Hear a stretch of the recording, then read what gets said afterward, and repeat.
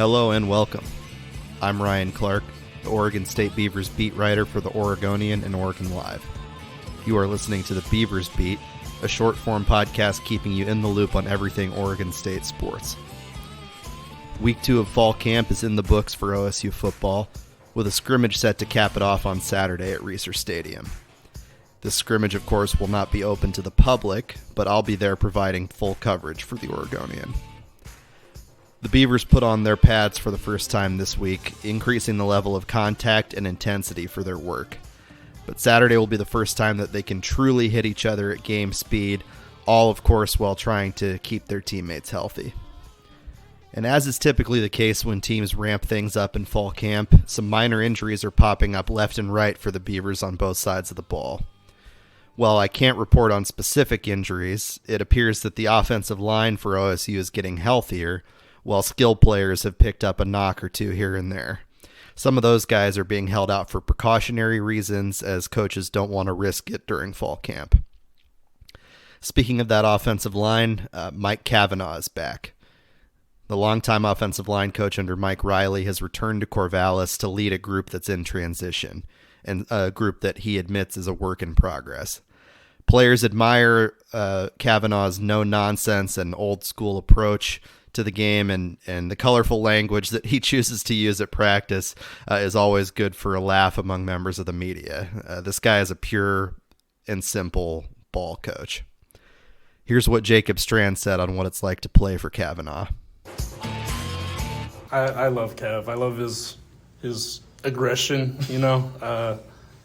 He loves to get on our ass a little bit. Sorry. But it's good. It's good for us. It builds the toughness and technique. That's like our big overarching our goals, I guess. Yeah, he's a big character builder. Yeah. It's kind of his vibe. Several players on the offensive line are nursing injuries from last season, and some, like Tyler Morano, have been out even longer than that. Morano is back from a ruptured Achilles in 2023 and a labrum surgery on his shoulder that he had not long after that. And with other players not quite at 100%, Cavanaugh is preaching positional versatility for the Beavers. And to me, I've always been a guy that, you know, you can't just say, hey, I'm a right tackle. You got to be able to play left tackle. Or if I'm a left guard, I got to be able to play right guard. I have seen a lot of growth from spring to now. So there are flashes. But I always like to say I want to be consistently good, not occasionally great. You know what I mean? And that's what it's all about up front, being consistent. Even if they're banged up, the OSU offensive line had a strong week, particularly in the run game. On Thursday, the OSU defense simply couldn't stop the run, with Anthony Hankerson and company breaking off big plays through the wide gaps created by Cavanaugh's group. For all the hype surrounding Malik Murphy at quarterback, this still looks like a run-first team at Oregon State, and a highly capable one at that.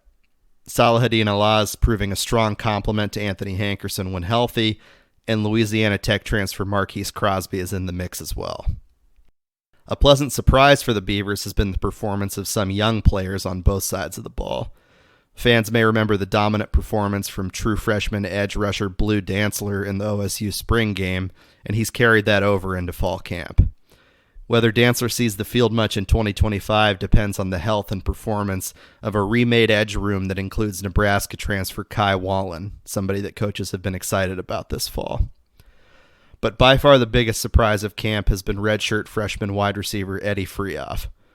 Most of OSU's receivers are speedsters and slot guys, but the 6'3" Freoff appears to be earning himself some snaps with his size and strength as a possession receiver. Freoff made some impressive catches along the sideline Thursday and in the end zone earlier in the week, showcasing a muscular frame with long arms and strong hands, a unique build among the OSU wide receivers. Jimmy Valson is still sidelined due to injury for the Beavers, and with the possibility of other knocks in the OSU receiving corps, Freoff might get a chance to show fans everything that we've been seeing behind the scenes come opener time against Cal.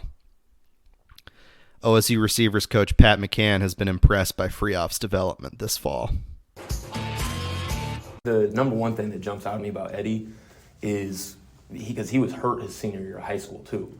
And he didn't start playing football until pretty late. I think he was a freshman when he started playing in the first place. So he's actual kind of cumulative football experience is relatively low, and so I think that just for him, it's just kind of he comes across new situations all the time. Everything's new to him, but then he learns from it, and he grows from it, and he cares. I think that that's one of the things that's been really cool is, I'll sit up in my office, I'll look out on a, random Tuesday afternoon, and he's out there walking through stuff on the field. So it's been cool to see his growth just because he's committed to it, but it's also every day is like a new experience for him. And it's like, hey, I've never seen that happen before. I've never seen this happen before. So, seeing him kind of grow through that's been cool. Some other notes from camp this week. Tavita Pomeye says he's down more than 20 pounds after a total nutritional overhaul, which he said included cutting out McDonald's and consistent meal prepping with the help of a nutritionist. He and his defensive line teammates have transformed their bodies in the offseason, going up in terms of adding lean muscle and going down to a healthier weight in Pomeye's case, which he said makes him more agile in the trenches. The Beavers want to rush the passer with more success in 2025, having amassed just 7 sacks all of last season, dead last in the country, and often getting gashed in the run game as well. They've had ups and downs in camp, but this unit looks improved overall and should have a better season than last year. It's all up from here. And with optimism about the offense, some questions still to be answered about the defense, there will be plenty to analyze from this Saturday's scrimmage, even if those conclusions aren't likely to define who this team is, with still 3 weeks left until the season opener against Cal on August 30th. For more in-depth stories and analysis ahead of Oregon State's 2025 football season, visit OregonLive.com/Beavers. We've got feature stories in the works, and we'll be back at fall camp every day next week to see how things evolve. You can follow me on Twitter/X and on Blue Sky at Ryan T. Clark, and keep up with the Oregonian socials for plenty of content throughout the season. Thanks for joining us, and we'll see you next week.